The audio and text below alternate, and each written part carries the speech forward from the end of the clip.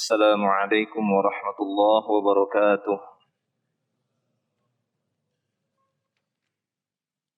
إن الحمد لله نحمده ونستعينه ونستغفره ونعوذ بالله من شرور أنفسنا وسيئات أعمالنا. من يهده الله فلا مضل له ومن يضلل فلا هادي له.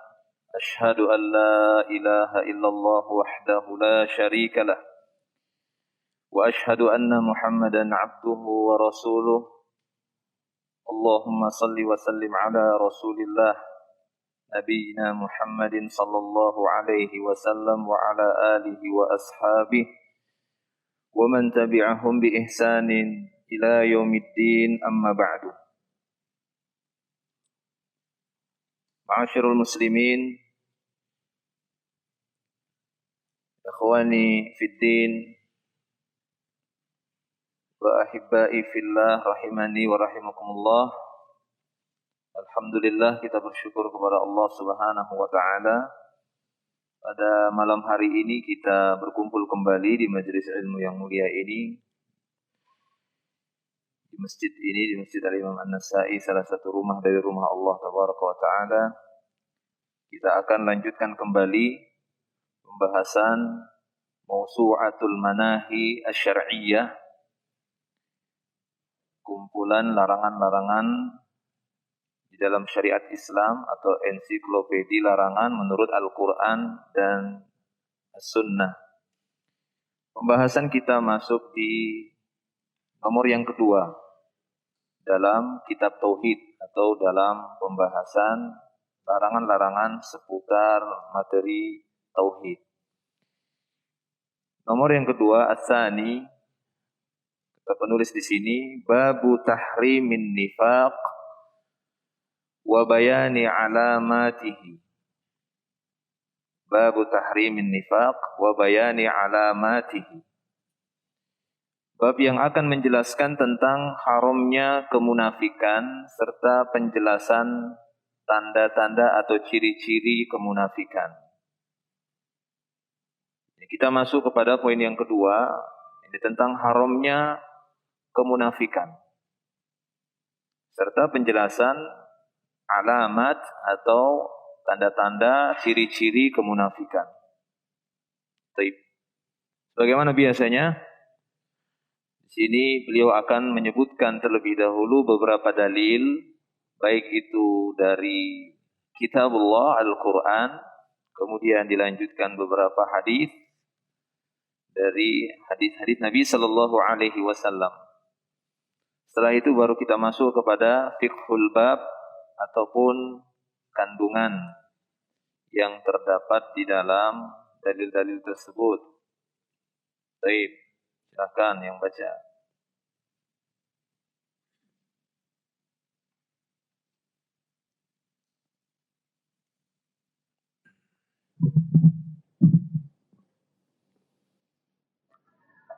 Berkata penulis, pembahasan yang kedua, haramnya kemunafikan dan ciri-cirinya. Allah Subhanahu wa taala berfirman di dalam surah An-Nisa ayat yang ke-138, Basyiril munafiqina bi anna lahum 'adzaban alima. Kabarkanlah kepada orang-orang munafik bahwa mereka akan mendapat siksaan yang pedih. Baik. Basyir di sini busyra bukan berarti kabar gembira sebagaimana untuk orang-orang beriman. Tapi ini sebagai sindiran yang keras.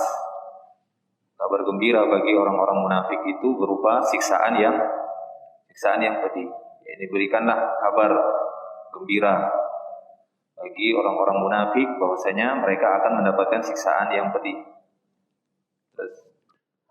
Allah Subhanahu wa taala berfirman di dalam surah An-Nisa ayat ke-142 sampai 143, Innal munafiqina yukhadi'una Allah wa huwa khadi'uhum wa idza qamu ila sholati qamu kusala yura'una an-nasa wa la yadhkuruna Allah illa qalila.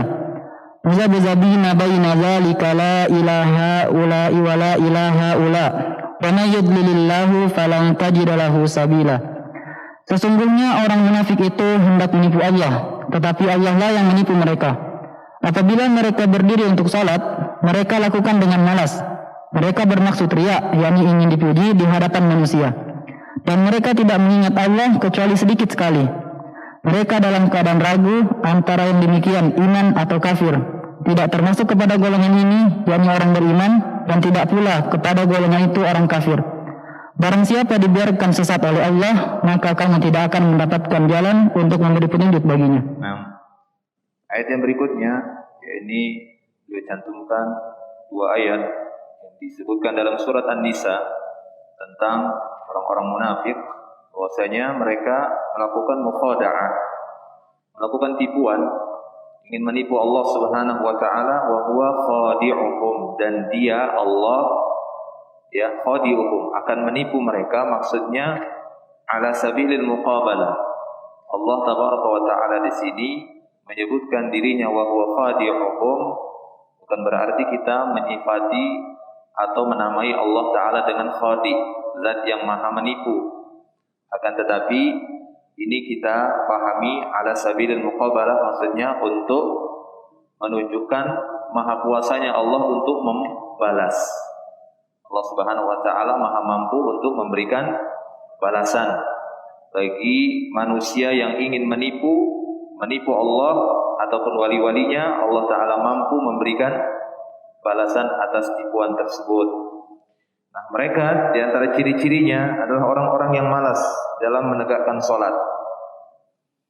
Ya, nanti akan disebutkan juga pada pembahasan, karena ini pembahasannya sebenarnya cukup panjang tentang masalah munafik ini. Kemungkinan bisa 2 kali pertemuan, namun nanti kita bahas secukupnya. Jadi di antara ciri-ciri orang-orang munafik adalah orang yang malas mengerjakan sholat. Seperti disebutkan dalam ayat ini, idza qamu ila sholati qamu kusala.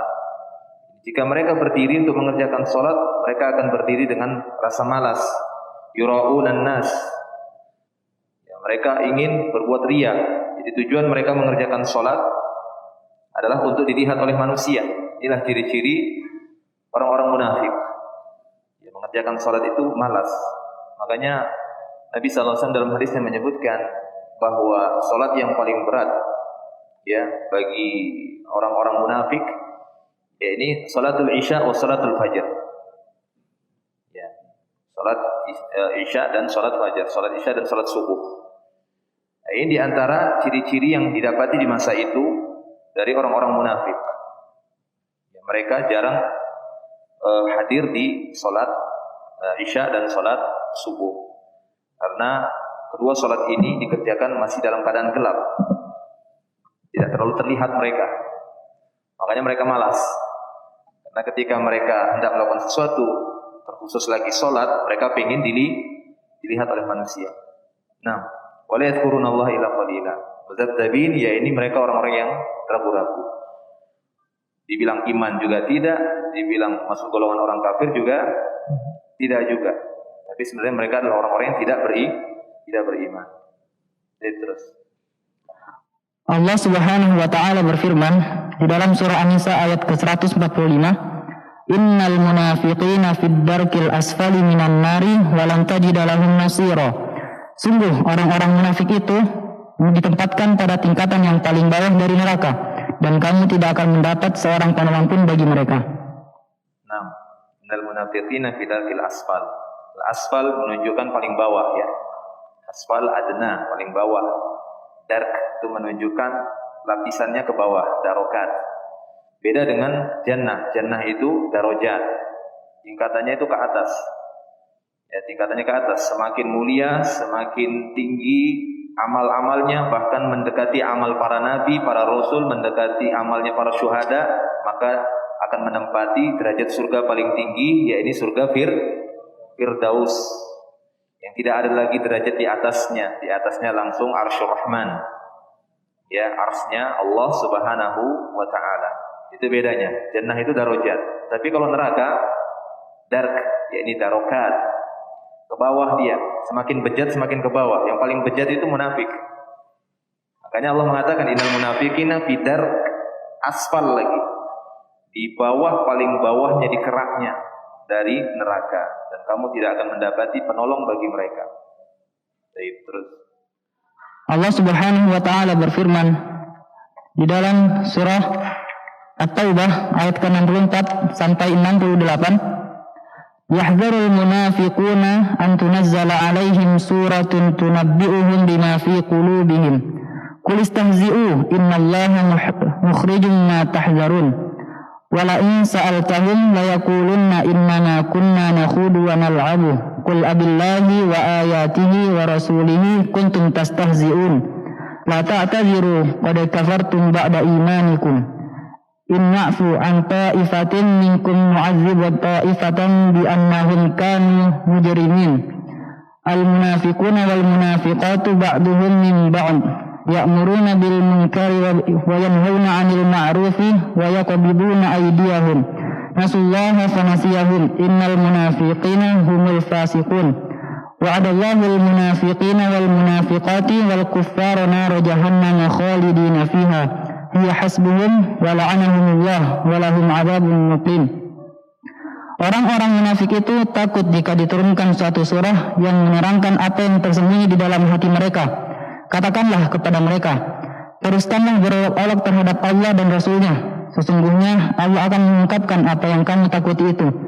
Dan jika kamu tanyakan kepada mereka, niscaya mereka akan menjawab, sesungguhnya kami hanya bersenda gurau dan bermain-main saja. Katakanlah, mengapa kepada Allah dan ayat-ayatnya serta Rasul-Nya kamu selalu berolok-olok? Tidak perlu kamu meminta maaf, karena kamu telah kafir setelah beriman. Jika kami memaafkan sebagian dari kamu karena telah tobat, niscaya kami akan mengazab golongan yang lain, karena sesungguhnya mereka adalah orang-orang yang selalu berbuat dosa. Orang-orang munafik, laki-laki dan perempuan, satu dengan yang lain adalah sama. Mereka menyuruh berbuat yang mungkar dan mencegah dari perbuatan yang ma'ruf, dan mereka menggenggamkan tangannya, yakni kikir. Mereka telah melupakan kepada Allah, maka Allah melupakan mereka pula. Sesungguhnya orang-orang munafik itulah orang-orang yang fasik. Orang-orang munafik, laki-laki dan perempuan, satu dengan yang lain adalah sama. Mereka menyuruh berbuat yang mungkar dan mencegah dari perbuatan yang ma'ruf, dan mereka menggenggamkan tangannya, ini kikir. Mereka telah melupakan kepada Allah, maka Allah melupakan mereka pula. Sesungguhnya orang-orang munafik itulah orang-orang yang fasik. Allah menjanjikan ini mengancam orang-orang munafik, laki-laki dan perempuan, dan orang-orang kafir dengan neraka jahanam. Mereka kekal di dalamnya, cukuplah neraka itu bagi mereka. Allah melaknat mereka, dan mereka mendapat azab yang kekal. Untuk penjelasan rincinya nanti akan dibahas juga ya di fiqhul bab, kandungan bab. Intinya di sini Allah Subhanahu wa taala mengabarkan beberapa ciri-ciri orang-orang munafik. Mereka itulah orang-orang fasik, ya disebutkan, kemudian suka istihza, suka mengolok-olok Allah Subhanahu wa taala dan Rasul-Nya serta ayat-ayatnya. Mereka lah orang-orang yang dikabarkan oleh Allah Subhanahu wa taala melalui wahyunya, karena sesungguhnya postur mereka, casing mereka, tampilan mereka itu sebagaimana orang-orang beriman, sehingga orang-orang yang benar-benar beriman terkecoh dengan tampilan mereka. Sehingga apabila turun satu ayat, turun satu surat yang menerangkan ciri-ciri mereka, mereka ketakutan, takut ketahuan. Ya, takut ketahuan. Karena sesungguhnya dahulu di masa Nabi SAW, Nabi pun tidak mengetahui siapa orang-orang munafik.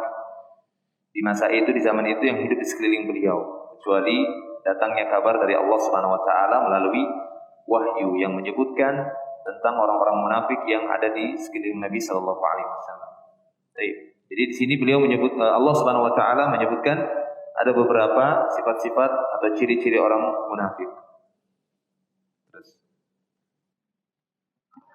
Allah Subhanahu wa taala berfirman di dalam surah At-Taubah ayat ke-73 sampai 74, "Ya ayyuhan nabiyyu jahidil kuffara wal munafiqina waghluz 'alaihim wa ma'wahum jahannam wa bi'sal masir.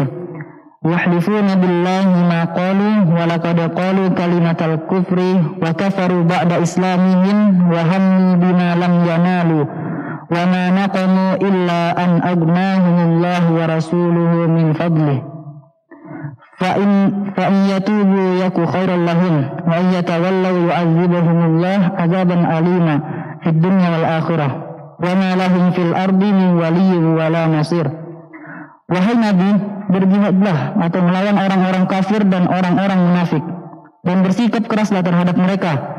Tempat mereka adalah neraka jahanam, dan itulah seburuk-buruk tempat kembali. Mereka orang munafik bersumpah dengan nama Allah bahwa mereka tidak mengatakan sesuatu yang menyakiti Muhammad. Sungguh mereka telah mengucapkan perkataan kekafiran dan telah menjadi kafir setelah Islam dan menginginkan apa yang mereka tidak dapat mencapainya. Dan mereka tidak mencela Allah dan Rasulnya sekiranya Allah dan Rasulnya telah melimpahkan karunia-Nya kepada mereka. Maka jika mereka bertobat, itu adalah lebih baik bagi mereka. Dan jika mereka berpaling, niscaya Allah akan mengazab mereka dengan azab yang pedih di dunia dan akhirat. Dan mereka tidak mempunyai pelindung dan tidak pula penolong di bumi. Walaupun demikian, perhatikan Allah Ta'ala tetap menawarkan kepada mereka taubat. Fa iyyatubu yaku khairan lah. Jika mereka masih mau bertobat, maka itu lebih baik bagi mereka. Sudah kita bahas ya di tafsir surat Al-Buruj ya di Sabtu subuh, dan beberapa dalil yang berkenaan dengan ini bahwasanya di antara tanda luasnya rahmat Allah Subhanahu wa taala dari pelaku-pelaku kejahatan, kekufuran, kemaksiatan, tetap Allah Subhanahu wa taala menawarkan kepada mereka untuk bertaubat kepada Allah Subhanahu wa taala. Demikian juga bagi orang-orang munafik dengan perbuatan nifak mereka, dengan kebohongan dan kedustaan mereka dan kejahatan dari berbagai macam tabiat buruk yang mereka timpakan kepada orang-orang beriman, tetap Allah Subhanahu wa taala menawarkan taubat kepada mereka. Nah, di sini Allah Subhanahu wa taala menyeru nabinya, ya ayuhan nabi, jahidil kuffar wal munafiqin waghluz alaihim, bersikap keraslah kepada mereka. Jadi ada saat-saatnya kaum muslimin, ya orang-orang beriman diperintahkan untuk bersikap keras, terutama bagi orang-orang yang jelas melakukan perlawanan, penentangan ataupun penyerangan kepada orang-orang beriman, terutama di medan perang. Ya, saat-saat di medan perang ketika terjadi peperangan antara kaum muslimin dan musuh-musuh mereka. Baik. Lanjut. Allah Subhanahu wa taala berfirman dalam surah Al-Ahzab ayat yang ke-73, "Yu'adziballahu al-munafiqina wal munafiqati wal musyrikina wal musyrikati wa yatuballahu 'alal mu'minina wal mu'minat wa kana Allahu ghafurar rahima." Sehingga Allah akan mengazab orang-orang munafik laki-laki dan perempuan, orang-orang musyrik laki-laki dan perempuan, dan Allah akan menerima taubat orang-orang mukmin laki-laki dan perempuan. Dan Allah Maha Pengampun, Maha Penyayang. Dalam Al-Ahzab ini juga disebutkan bahwa Allah Ta'ala akan menimpakan siksaan, azab bagi orang munafik, munafikin dan munafiqat, orang munafik laki-laki ataupun perempuan. Demikian juga musyrikin wal musyrikat. Allah Ta'ala akan menerima taubat orang-orang beriman, dan Allah Ta'ala Maha Pengampun lagi Maha Penyayang. Dan masih banyak ayat-ayat lain yang semakna dengannya. Banyak sekali ayat-ayat yang berbicara tentang orang munafik dalam Al-Quran. Bahkan ada satu surat khusus yang Allah turunkan di dalamnya untuk membongkar kebusukan dan keburukan orang-orang munafik yang dinamakan dengan surat Al-Munafik juga. Ya, itu bisa antum lihat di juz 28 ya, di juz 28 dalam Al-Quran Kitabullah. Baik, terus.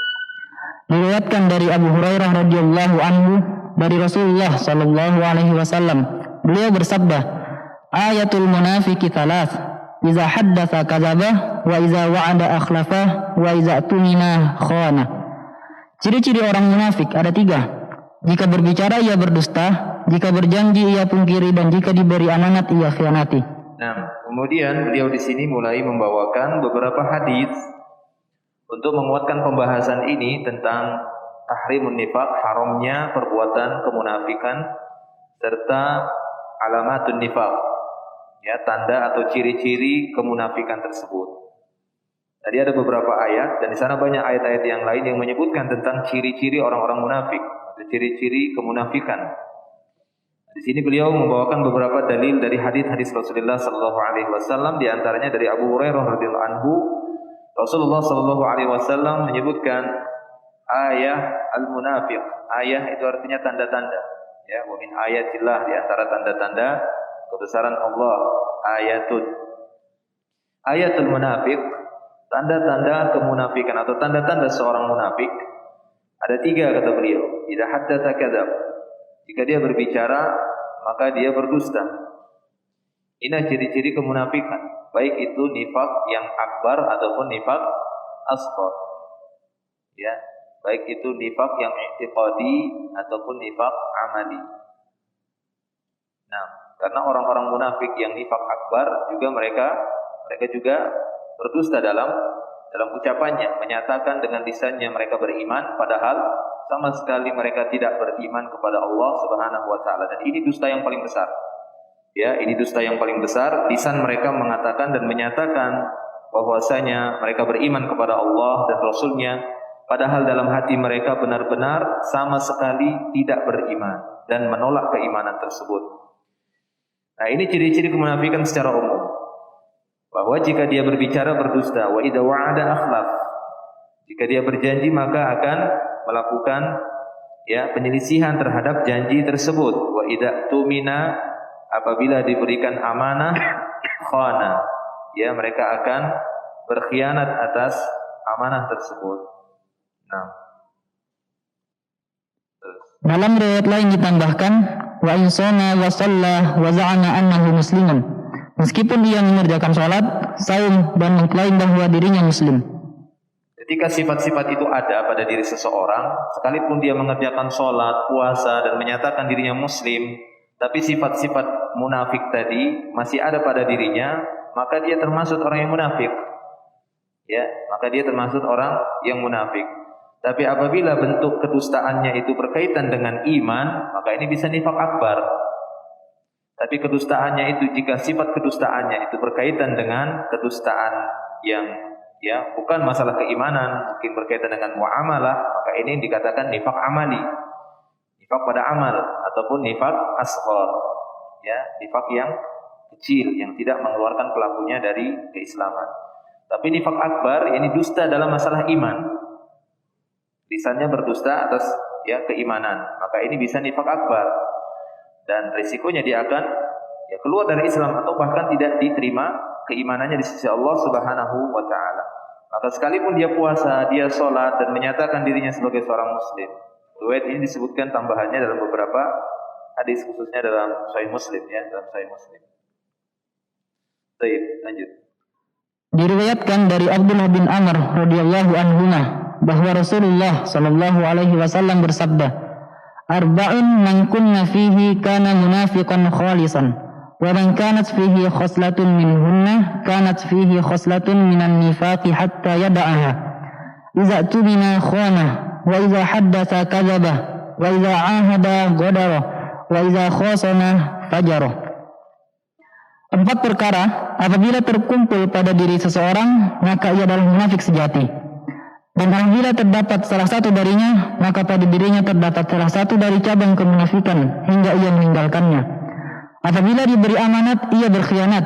Apabila berbicara, ia berdusta. Apabila mengikat perjanjian, ia melanggarnya. Dan apabila bersengketa, ia berlaku curang. Nah, dalam hadis yang berikut ini atau yang setelahnya dari Abdullah bin Amr radhiyallahu anhu bahwa Rasulullah sallallahu alaihi wasallam menyebutkan ada 4 ciri yang lainnya, yang apabila satu saja itu ada pada seseorang maka dia bisa dikatakan seorang munafik. Arba'un man kunna fihi kana munafiqan khalisan, maka dia dikatakan seorang munafik sejati, munafik murni. Bahkan jika satu saja khoslah dari beberapa atau dari 4 tersebut ada pada seseorang, maka dia bisa dikatakan seorang munafik. Sampai kapan? Hatta yada'aha, kecuali dia mau meninggalkan ciri-ciri tadi. Jadi itu kuncinya, itu solusinya ataupun obatnya supaya tidak tergolong orang-orang munafikin, baik itu nifak asghar ataupun nifak akbar. Ini dengan meninggalkan ciri-ciri tersebut atau tabiat tersebut. Di antaranya idza tumina khan, jika diberi amanah kemudian dia berkhianat, maka tinggalkan. Watak seperti ini, jika diberi amanah laksanakan, jangan dikhianati. Wa idza haddatsa kadzaba, jika berbicara dia berdusta, maka bersikap jujur, berbicara dengan bicara yang jujur. Wa idza ahada ghadara, jika melakukan perjanjian maka dia berkhianat. menyelisih janjinya. Wa idza khasama fajara. Demikian juga apabila dia mukhasamah, yakni terjadi persengketaan dengan orang lain, perselisihan dengan orang lain, maka dia berbuat curang. Ini ciri-ciri munafik. Jadi mau menang dengan cara apapun. Ketika berselisih dengan orang lain, maka dia berusaha untuk menang dengan cara apapun.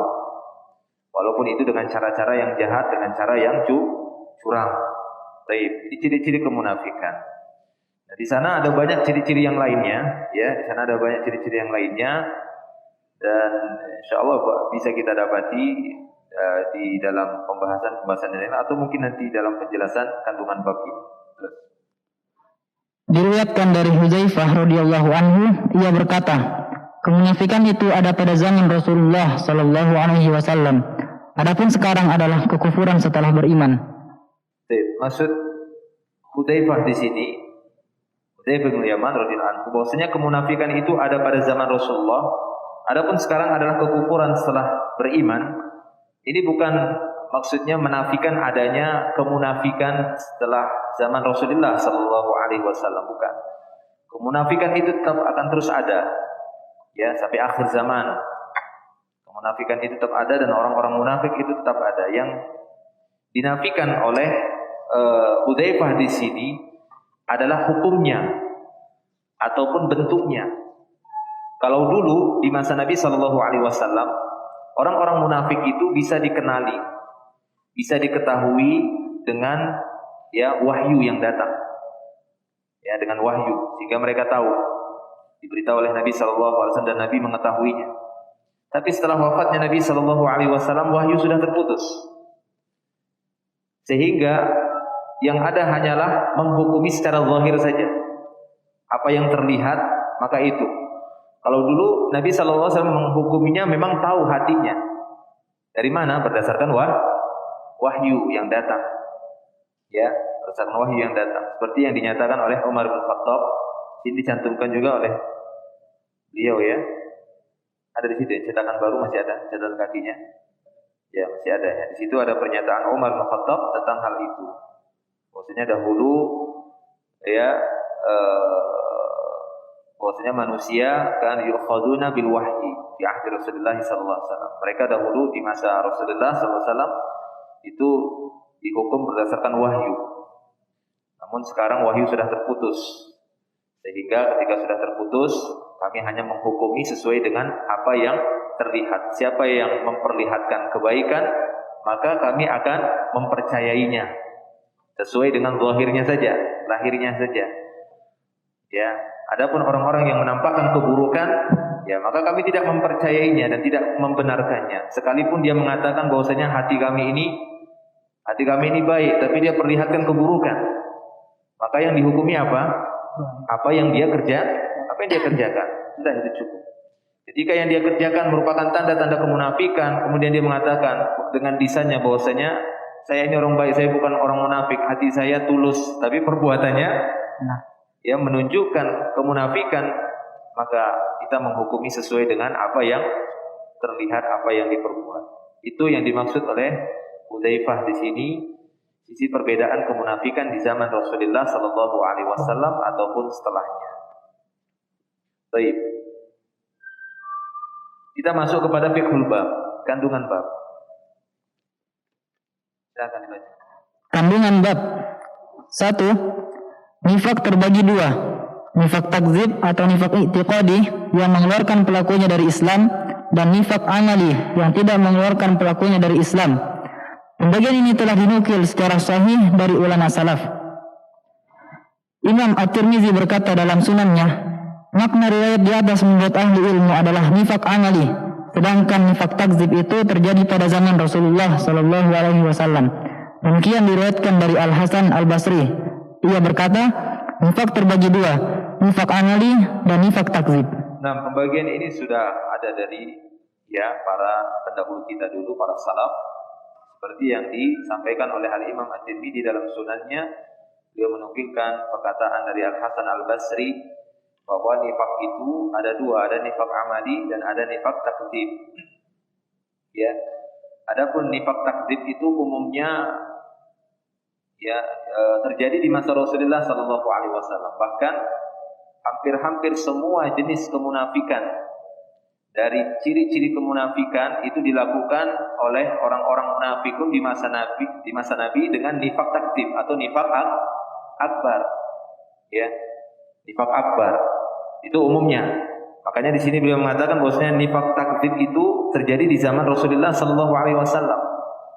Sampai-sampai saking kerasnya kemunafikan mereka, orang-orang munafik di zaman Nabi, ya, beberapa kali kejadian sampai tercium bau busuk dari gibahnya orang-orang munafik karena menggibahi orang-orang beriman. Satu saat pernah tercium bau yang sangat busuk sekali. Kemudian beliau sallallahu alaihi wasallam bertanya, "Tahukah kalian bau busuk ini?" "Tidak tahu wahai Rasulullah." Ini orang-orang munafik sedang menggibahi orang-orang mukminin. Ya, bau busuk, sangat busuk sekali. Sampai seperti itu, sampai bisa tercium gibahnya mereka itu sampai berbau busuk. Makin besarnya ya kemunafikan mereka dan permusuhan serta kebencian mereka kepada orang-orang beriman. Karena yang dibenci bukan orang beriman biasa, yaitu para sahabat-sahabat Rasulullah sallallahu alaihi wasallam yang bersungguh-sungguh dan secara jujur berjuang dan membela agama Allah Subhanahu wa taala. Jadi ini pembagian nifak. Ada nifak takdzib, itulah dia nifak i'tiqadi ataupun nifak akbar. Ada nifak amali, ya, ini penyebutan atau pembagian yang lainnya. Nifak amali inilah nifak asghar, ya, nifak yang kecil. Kandungan bab yang kedua, nifak adalah sumber segala malapetaka. Ibnu Qayyim al-Jauziyah telah mengungkapkannya secara tulus dalam kitab Madarijus Salikin sebagai berikut. Adapun nifak merupakan penyakit batin yang sangat berbahaya. Seseorang bisa dikuasai penyakit ini tanpa disadari. Hakikatnya sangat samar atas kebanyakan orang, dan biasanya menjadi lebih samar atas orang yang telah terjangkiti penyakit nifak ini. Ia mengira telah melakukan perbaikan, namun pada hakikatnya ia merusak.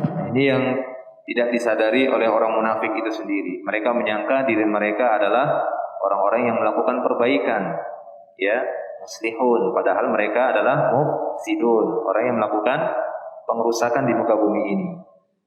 Nah, mereka adalah orang-orang yang terkena penyakit dalam, penyakit batin.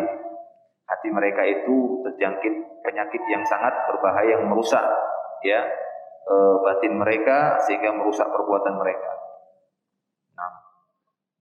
Nifak ada dua macam, nifak akbar dan nifak asghar. Nah, ini yang kita sebut ya dari sebelumnya tadi.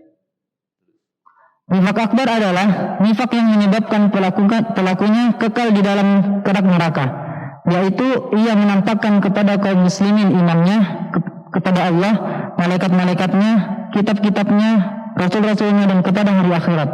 Namun dalam batin ia tidak mengimani semua itu, bahkan mendustakannya. Ia tidak mengimani bahwa Allah berkata-kata dengan perkataan yang Allah turunkan kepada seseorang yang dia jadikan sebagai utusan, yakni Rasul, kepada manusia untuk menunjuki mereka dengan seizinnya dan memperingatkan umat manusia dari siksanya dan mengancam mereka dengan balasannya. Allah telah membongkar kebobrokan kaum munafikin dan mengungkap rahasia batin mereka dalam Al-Quran, dan Allah memperlihatkan hakikat mereka kepada umat manusia agar dapat mewaspadainya dan dapat menjauhi mereka. Allah menyebutkan 3 golongan manusia di awal surah Al-Baqarah, yakni kaum mukminin, kaum kafir, dan kaum munafik. Kalau antum perhatikan di awal-awal surat Al-Baqarah, Allah Subhanahu wa taala menyebutkan pertama sekali setelah Alif Lam Mim ada 4 ayat di sana menyebutkan tentang orang-orang beriman. Setelah itu ada 2 ayat menyebutkan tentang orang-orang kafir. Setelahnya kurang lebih 13 ayat ya menyebutkan tentang orang-orang munafik. Lebih banyak ayat-ayat yang menyebutkan tentang orang munafik daripada orang kafir. Kenapa? Karena memang bahaya dari orang-orang munafik ini lebih besar dibandingkan bahaya dari orang-orang kafir. Orang-orang kafir adalah orang yang melakukan penentangan, permusuhan dengan orang-orang mukminin secara terang-terangan, terbuka. Tapi orang-orang munafik adalah orang yang melakukan pengerusakan kepada Islam akan tetapi bersembunyi di balik pakaian Islamnya, sehingga tingkat kesulitan untuk melenyapkannya itu lebih susah, lebih sulit. Ya, dikarenakan tersembunyinya mereka. Ya, musuh dalam karung. Selimut enak Mas. Sudah dalam karung. Sudah selimut. Terus lanjutkan. Allah menyebutkan 4 ayat mengenai kaum mukminin, 2 ayat mengenai kaum kafir, dan 13 ayat mengenai kaum munafik. Bisa dilihat mushaf itu ya, dari dzalikal kitabul la raiba fihi hudan lil muttaqin. Hudan lil muttaqin itu orang beriman. Alladzina yu'minuna bil ghaib dan seterusnya. Ya, sampai innalladzina kafaru sawa'un 'alaihim. Nah, ini sudah masuk orang-orang kafir, itu 2 ayat saja. Setelah itu wa minan nasi may yaqulu, itu mulai orang-orang berbicara tentang orang-orang munafik terus sampai 13 ayat, sampai sebelum ayat ya ayuhan nasu ubudu rabbakumul ladzina. Sebelumnya itu terakhir 13. Terus. Karena banyaknya jumlah mereka, meratanya musibah yang mereka timbulkan dan besarnya bahaya mereka terhadap Islam dan kaum muslimin. Malapetaka yang menimpa Islam akibat perbuatan mereka sangat besar. Karena mereka menisbatkan diri kepada Islam, mengaku sebagai pembela dan loyal kepada Islam. Padahal hakikatnya mereka adalah musuh. Mereka menunjukkan permusuhan dalam segala bentuk yang dikira oleh orang jahil bahwa semua itu adalah ilmu dan perbaikan.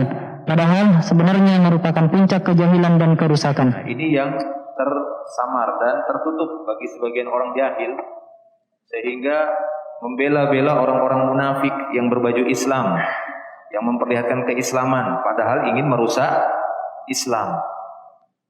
Nah, bagi sebagian orang-orang juhala yang dangkal pemahamannya dan dangkal ilmunya, sehingga tidak bisa mendeteksi ciri-ciri kemunafikan tersebut. Orang-orang yang berilmu, yang benar keilmuannya di atas manhaj yang benar, di atas thariqah yang benar, niscaya akan mampu menganalisa ataupun mendeteksi sinyal-sinyal atau alamat-alamat kemunafikan dari orang-orang munafik yang ingin merusak Islam. Makanya dalam sebuah riwayat hadis Umar bin Khattab dari Ziyad, ya, rawi Ziyad, dia pernah berkata bahwasanya faqala li Umar bin Khattab pernah berkata kepadaku, hal ta'rif ma yahdimul Islam.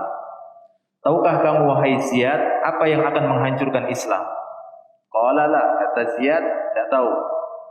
Yahdimuhu, yang akan menghancurkan Islam itu ada 3, kata Umar bin Khattab. Yang pertama, zallatul alim, ketergelinciran seorang ulama. Ini bisa menghancurkan Islam. Ketika ada seorang ulama, seorang alim ulama tergelincir, karena umumnya seorang alim ulama itu banyak pengikutnya. Ketika dia tergelincir akan mengakibatkan banyaknya orang tergelincir. Ini berbahaya, kata Umar bin Khattab. Ini satu. Riwayat ini sanadnya sahih, disebutkan dalam Sunan Ad-Darimi. Yang kedua, yang menghancurkan Islam, kata Umar bin Khattab, adalah jidalul munafik bil kitab. Nah, ini dia. Kepiawaian seorang munafik dalam berdebat dengan menggunakan kitabullah. Nah, ini bahaya. Dia mendebat orang-orang beriman dengan kitabullah, dengan Al-Quran, tapi untuk merusak Islam, menghancurkan Islam. Ini ditakutkan oleh Umar, dan ini akan merusak dan menghancurkan Islam. Kehebatan orang munafik tersebut di dalam jidal, dalam perdebatan, tapi menggunakan Al-Quran juga, menggunakan kitabullah, menggunakan dalil juga dia. Jadi menggunakan dalil juga.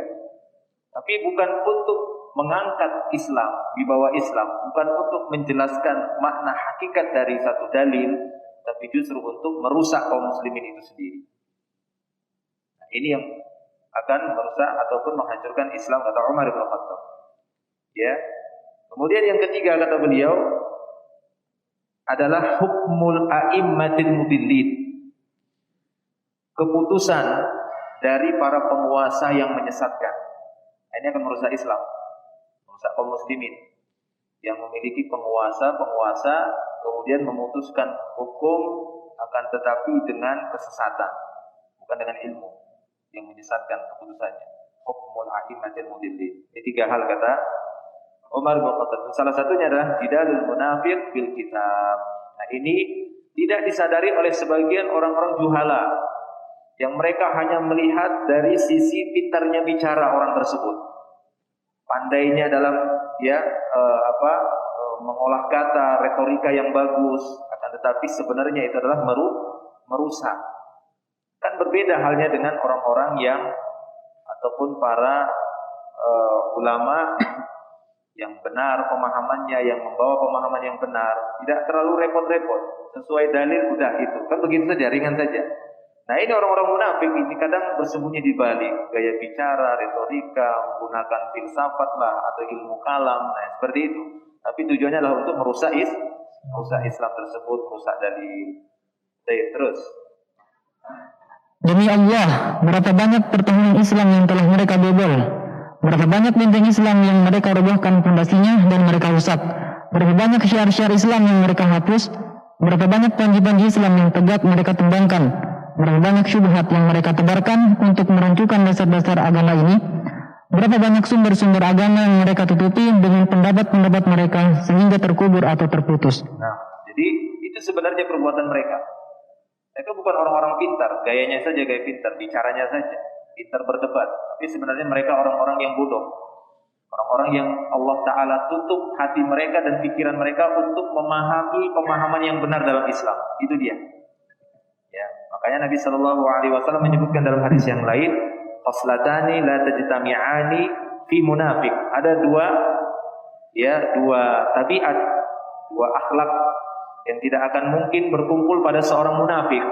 Tidak akan mungkin berkumpul pada seorang munafik. Kata beliau, husnus samtin wa fiqhun fiddin. Ini dua tidak akan berkumpul pada seorang munafik. Apa itu? Yang pertama husnus samtin, ya ini baiknya akhlak. Karena memang orang-orang munafik adalah orang-orang yang memiliki akhlak yang buruk. Kalau bicara dusta kan gitu ya, dikasih amanah itu akan dia khianati. Kalau dia berselisih dia akan berlaku curang. Ini tidak akan mungkin berkumpul atau bertemu pada seorang munafik. Yang kedua, fiqhun fiddin. Ini mendalam pemahaman dalam agama.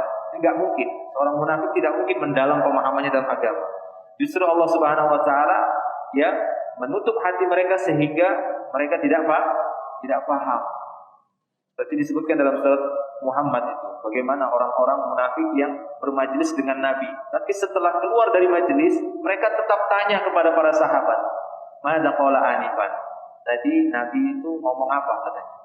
Coba bayangkan, para sahabat ya sudah paham dengan apa yang diucapkan oleh Nabi, mereka masih tanya kepada sahabat, tadi apa yang jangan sampai gitu kita ya, keluar majelis tadi apa yang dibahas ya?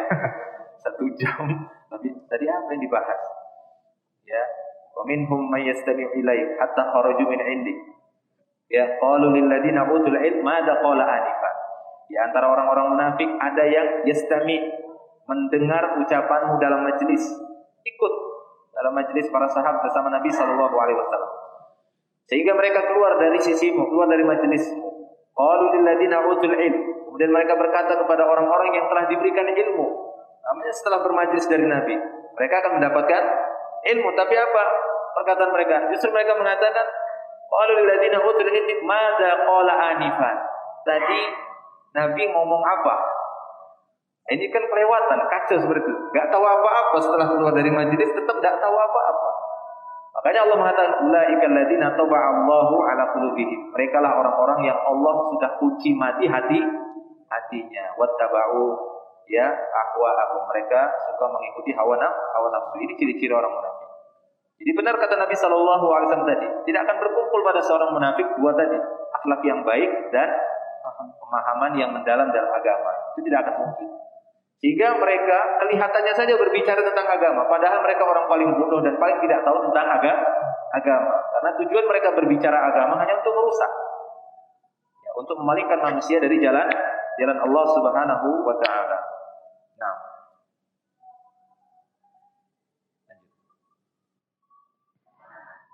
Islam dan kaum muslimin terus-menerus merasakan kepedihan dan musibah akibat perbuatan mereka.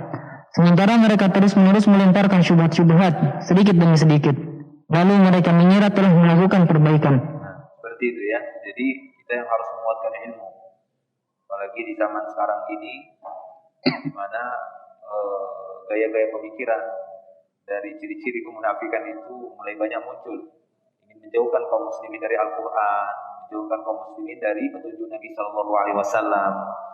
Ya, dengan ucapan dan gaya bicara mereka bahwasanya dalil itu bukan Quran, bukan hadis, dalil itu akal. Nah, Kan gitu kan? Nah, ini sudah mulai. Itu kan demikian dari orang-orang yang memang membenci Islam, ingin menjauhkan kaum muslimin dari agama Allah Subhanahu wa taala ataupun yang semisal itu. Ya, ada banyak model dan ciri-cirinya. Orang yang berilmu akan berusaha untuk menjauhinya dan mengetahui bisa mendeteksinya. Baik. Allah Subhanahu wa taala berfirman di dalam surah Al-Baqarah ayat yang ke-12, "Ala innahum humul mufsiduna walakin la yash'urun."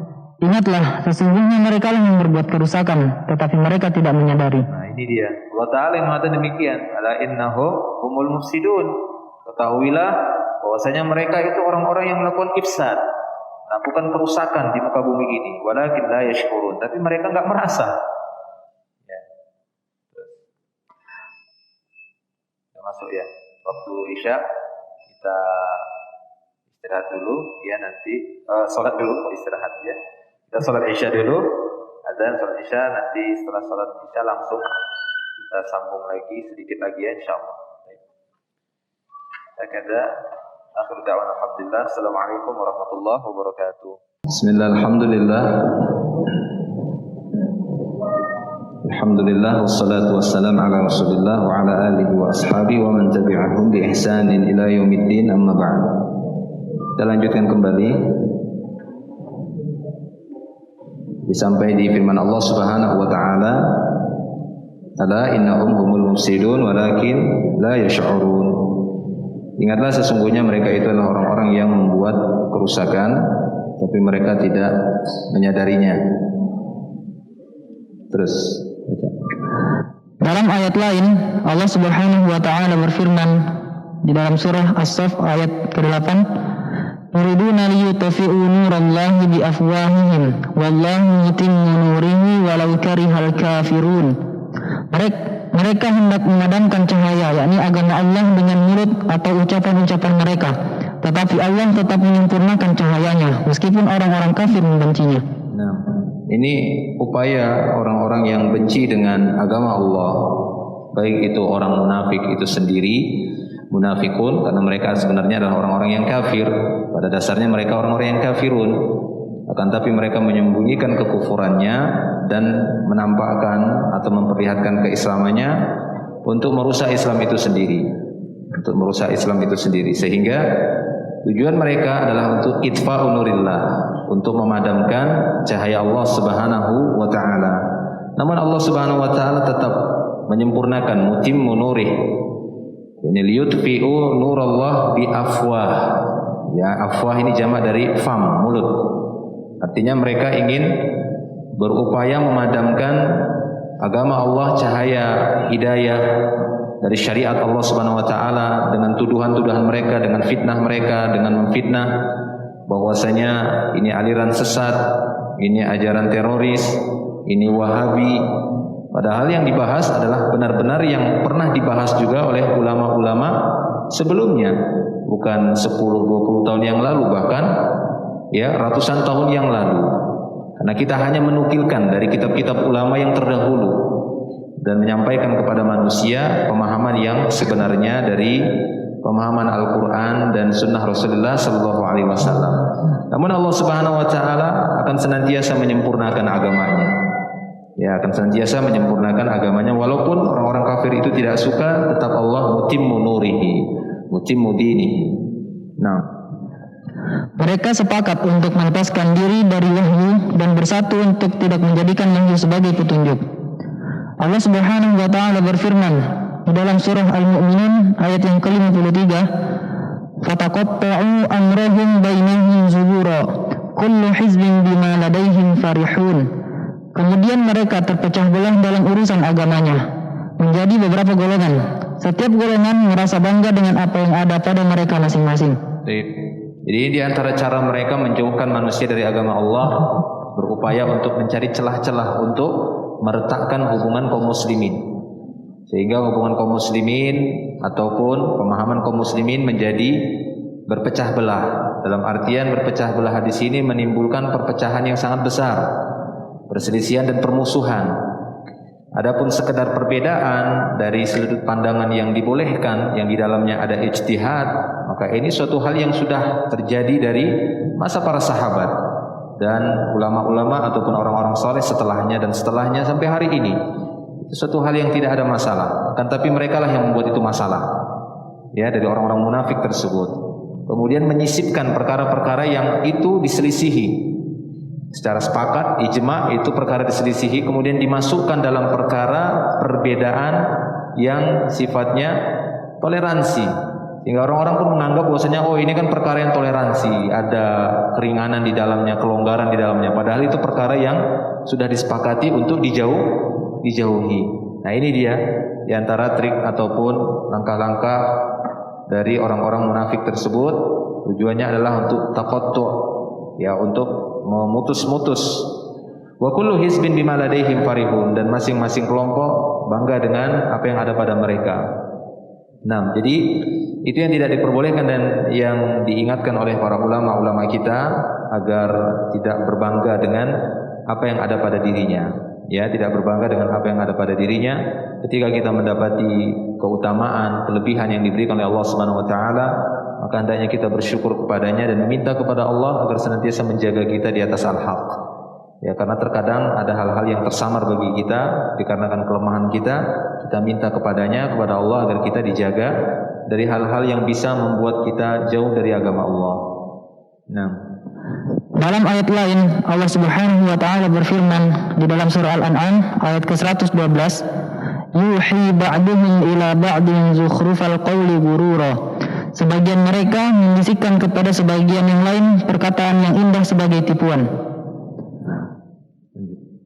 Oleh sebab itu Allah Subhanahu wa taala berfirman yang artinya, berkatalah Rasul, ya Rabbku. Di dalam surah Al-Furqan ayat ke-30, ittakhadhu hadzal qur'ana mahjura. Sesungguhnya kaumku telah menjadikan Al-Qur'an ini diabaikan.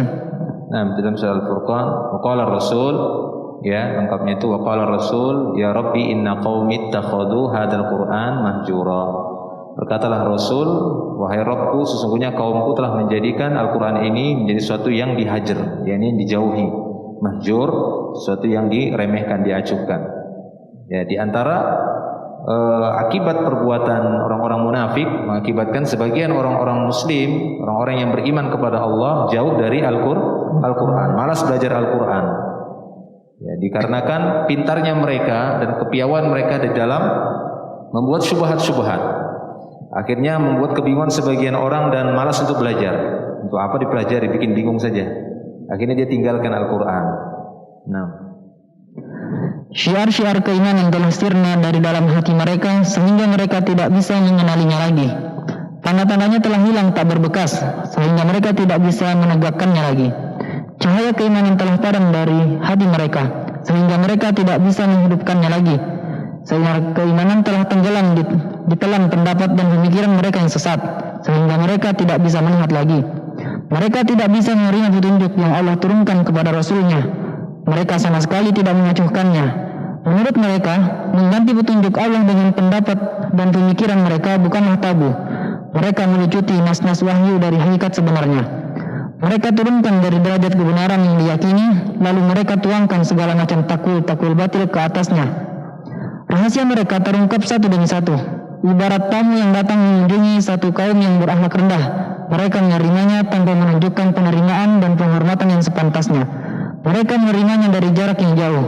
Namun hati mereka menolak dan tidak mau menerima. Mereka berkata, tidak ada jalan untuk lewat bagimu. Dan kalaupun terpaksa, mereka memberi jalan untuk sekedar melintas.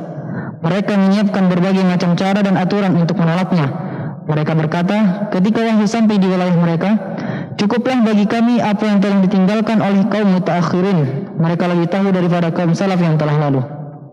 Nah, ini diantara cara-cara mereka untuk menjauhkan kaum muslimin dari pendahulu-pendahulu mereka yang saleh, dari salafus saleh, dengan mengatakan bahwasanya ya pendapat-pendapat atau pemikiran-pemikiran dari para pendahulu, dari salafus saleh itu sudah kuno, tidak relevan lagi dan tidak layak lagi, tidak pantas untuk diterapkan di zaman sekarang ini, zaman mutaakhirin ini. Kita harus berpikir, Kita hidup di zaman ini, maka kita pikirkan sendiri zaman ini. Jangan melulu salaf terus. Orang-orang dulu sudah lain zamannya sama sekarang. Nah, itu model-model ya dari sebagian orang-orang munafikun untuk menjauhkan kaum muslimin dari pendahulu mereka yang saleh. Padahal kita ketahui bersama bagaimana pentingnya kita untuk meneladani orang-orang yang telah mendahului kita di dalam kebaikan yang sudah jelas mereka adalah orang-orang yang baik dan dinyatakan oleh dalil. Mereka adalah orang-orang yang baik, terutama para sahabat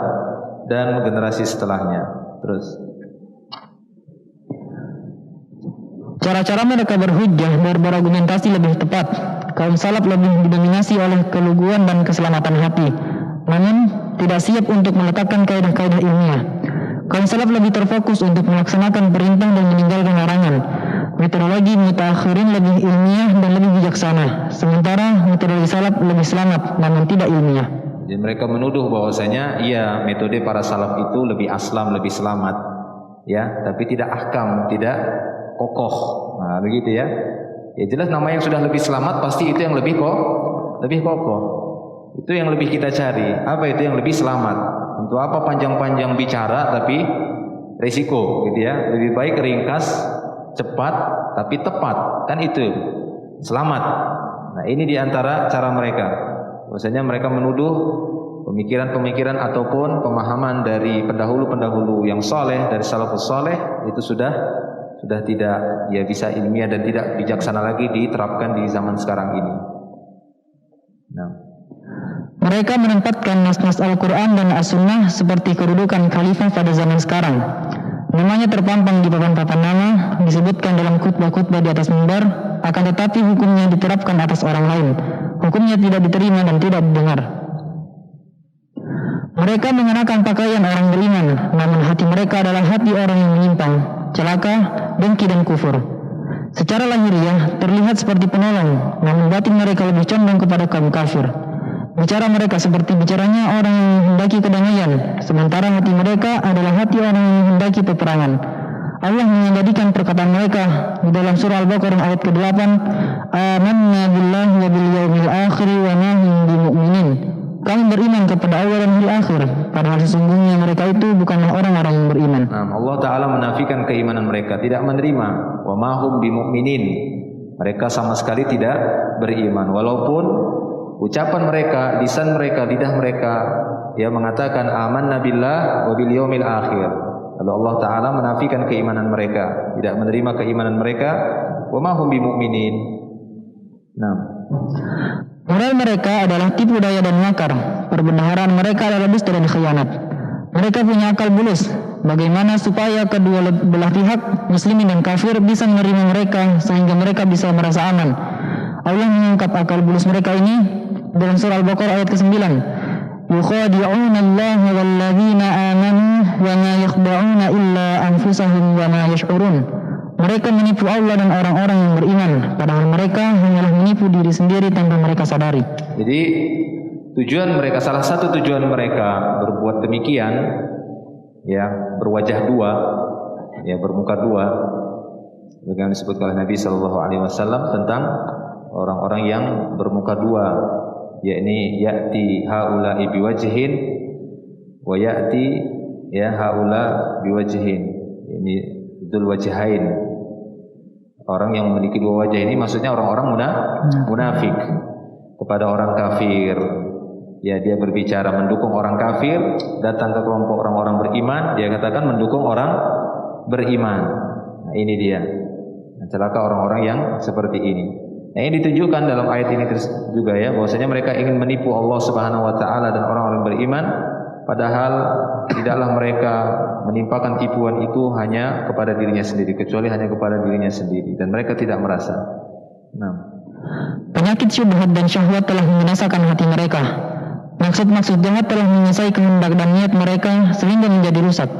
Kerusakan ini bisa menggiring mereka ke jurang kehancuran. Para tabib yang mahir tidak akan mampu menyembuhkan mereka. Jadi penyakit berat penyakit ini yang menimpa hati seseorang itu penyakit yang tabib atau dokter sekalipun sulit untuk mengobati. Penyakit yang sifatnya ini tidak terlihat seperti penyakit yang menyerang tubuh ataupun badan jasmani. Kalau itu kan masih bisa dilihat, walaupun dia kecil, virusnya, ya kumannya masih bisa dilihat mungkin dengan alat-alat pembesar untuk melihat jenis virusnya apa. Tapi kalau sudah penyakit tersebut menimpa pada qalbnya, pada hatinya, maka ini sangatlah berbahaya dan akan menggiring dia kepada jurang kehancuran. Nah, terus Allah Subhanahu wa taala berfirman di dalam surah Al-Baqarah ayat yang ke-10, "Fi qulubihim maradun fazadahumullahu marada wa lahum 'adzabun alimun bima kanu yakdzibun." Dalam hati mereka ada penyakit, lalu Allah menambah penyakitnya itu, dan mereka mendapat azab yang pedih karena mereka berdusta.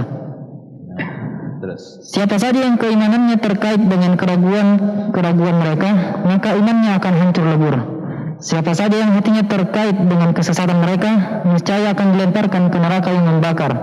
Dan siapa saja yang pendengarannya dimasuki syubhat-syubhat mereka, maka hatinya akan terhalang dari tasdik, yakni pembenaran. Kerusakan yang mereka buat di atas muka bumi sangatlah banyak, sementara banyak pula orang-orang yang tidak menyadarinya. Allah Subhanahu wa taala berfirman di dalam surah Al-Baqarah ayat yang ke-11 sampai 12, "Wa idza qila lahum la tufsidu fil ardi qalu innama nahnu muslihun.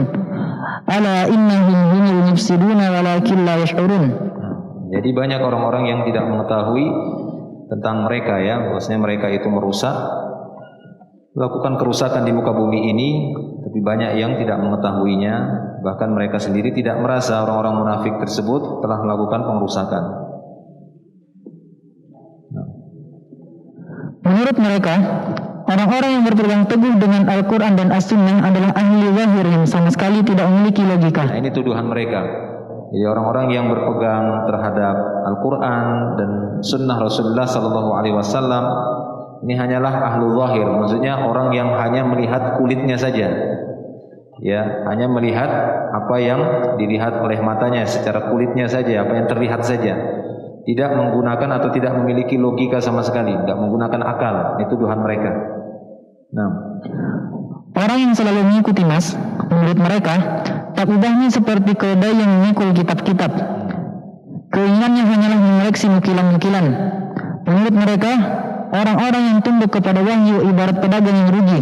Bagi mereka, ia tidaklah diterima. Ahli ittiba menurut mereka adalah orang-orang bodoh. Mereka selalu mengolok-oloknya dalam majelis-majelis maupun saat sendiri. nah, jadi ini diantara kerjaan mereka dulu di masa Nabi juga. Suka mengolok-olok para sahabat, mengolok-olok kaum muslimin pada waktu itu, seperti yang kita sebutkan tadi. Ya, pernah sampai-sampai pernah didapati aroma yang sangat bau busuk sekali yang tercium oleh Rasulullah dan para sahabatnya, sehingga beliau bertanya tentang aroma tersebut, maka beliau menjelaskan ini adalah ghibahnya orang-orang munafik terhadap orang-orang beriman pada waktu itu sampai tercium bau busuknya. Nah, mereka menjadikan majelis-majelis mereka itu untuk membicarakan orang-orang beriman, mengolok-oloknya dan menceritakan, menggibahnya, menjelek-jelekkan mereka dan menjadikan bahan candaan. Nah, Allah Subhanahu wa taala berfirman di dalam surah Al-Baqarah ayat yang ke-13, "Wa idza qila lahum aminu kama amina an-nasu qalu anu'minu kama amina as-sufaha ala innahum humus sufaha walakin la ya'lamun." Dan apabila dikatakan kepada mereka, "Berimanlah kamu sebagaimana orang lain telah beriman," mereka menjawab, "Apakah kami akan beriman seperti orang-orang yang kurang akal itu beriman? Ingatlah, sesungguhnya mereka itulah orang-orang yang kurang akal, tetapi mereka tidak tahu." Nah, ini diantara celaan mereka kepada orang-orang yang beriman. Dan yang mereka maksud pertama kali dalam ayat ini yang dikabarkan oleh Allah Subhanahu wa taala, ya, wa idza qila lahum, dan apabila dikatakan kepada mereka, aminu kama amanan nas, berimanlah kalian sebagaimana manusia beriman. An-nas yang dimaksud di sini siapa? Sahabat. Para sahabat. Tatkala turunnya ayat ini, Allah Subhanahu wa taala menjadikan standar iman, ya, untuk orang-orang munafik tadi yang dia menyembunyikan kekufurannya, bergaya beriman.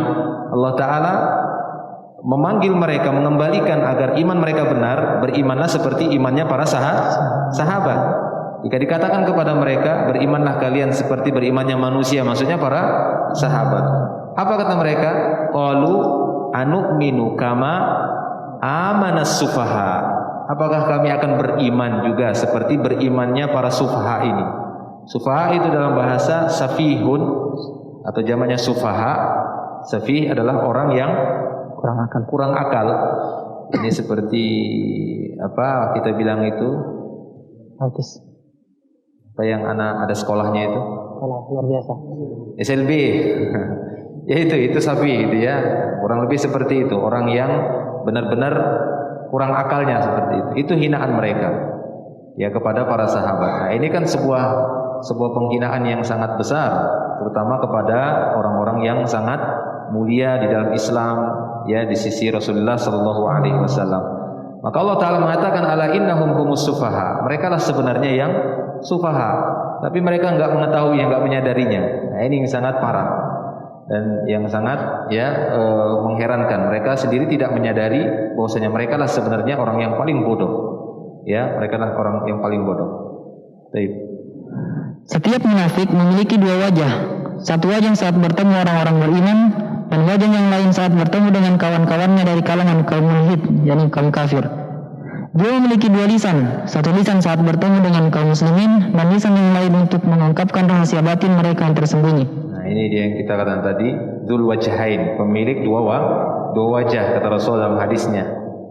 Ya, pemilik dua wajah yang nanti pada hari kiamat dia juga akan seorang yang memiliki dua wajah. Makana dzal wajhain fid dunya, makana dzal wajhain fid dunya walahu lisanani yaumal qiyamah, ya ini minan nar. Maka nanti pada hari kiamat dia punya dua lidah ya di neraka pada hari kiamat. Ini di antara balasan orang yang punya dua wajah, maksudnya orang-orang munafik. Yang dia ya'ti haula'i biwajhin wa ya'ti haula'i biwajhin, datang kepada satu kelompok ini dengan satu wajah ini, tapi pada kelompok yang lain pakai wajah yang lain. Inilah orang munafik. Datang ke kelompok orang-orang kafir, dia memakai wajah orang kafir.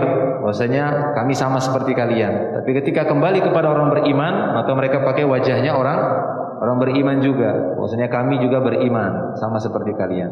Nah, Allah Subhanahu wa taala berfirman di dalam surah Al-Baqarah ayat yang ke-14, "Wa idza laqul ladzina amanu qalu amanna wa idza khalu ila syayatinihim qalu inna ma'akum innama nahnu mustahzi'un." Dan apabila mereka berjumpa dengan orang yang beriman, mereka berkata, "Kami telah beriman." Tetapi apabila mereka kembali kepada syaitan-syaitan, yakni para pemimpin mereka, mereka berkata, "Sesungguhnya kami bersama kamu, kami hanya berolok-olok." Mereka berpaling dari Al-Quran dan As-Sunnah untuk mengolok-olok dan melecehkan orang yang berpegang teguh dengan keduanya. Mereka tidak mau tunduk kepada hukum Al-Quran dan As-Sunnah karena sudah merasa gembira dengan ilmu yang tidak berguna, sebanyak apapun disebabkan kesombongan dan keangkuhan mereka. Engkau lihat mereka selalu mengolok-olok orang-orang yang berpegang teguh dengan Al-Quran dan As-Sunnah. Allah Subhanahu wa taala berfirman di dalam surah Al-Baqarah ayat yang ke-15, Allah yastahzi'u bihim wa yamudduhum fi tughyanihim ya'mahun. Allah akan memperolok-olokkan mereka dan membiarkan mereka terombang-ambing dalam kesesatan. Jadi, mungkin kita cukupkan dulu ya sampai di sini insyaallah, karena pembahasan ini tentang munafik atau tentang tahrimun nifaq ini cukup panjang, setengahnya insyaallah sudah kita lewati. Sisanya nanti insyaallah kita bahas di pertemuan berikutnya. Ya, sisanya kita bahas di pertemuan berikutnya. Mudah-mudahan apa yang kita sampaikan tadi bisa menjadi nasihat bagi kita semua. Pentingnya bagi kita untuk senantiasa mawas diri, memperhatikan diri kita masing-masing agar tidak terjatuh ke dalam ciri-ciri kemunafikan yang sudah disebutkan tadi dalam banyak ayat dan di dalam beberapa hadis yang sudah kita sebutkan. Baik, demikian, semoga Allah Subhanahu wa taala senantiasa memberikan taufiknya bagi kita semua dan kepada kaum muslimin dan mempermudah segala urusan-urusan kita untuk mendapatkan kebaikan dunia dan akhirat. Demikian, insyaallah kita lanjutkan di pertemuan yang berikutnya pekan depan. Akhiru da'wana alhamdulillah. Subhanakallahumma bihamdik asyhadu an la ilaha illa anta astaghfiruka wa atubu ilaik. Assalamualaikum warahmatullahi wabarakatuh.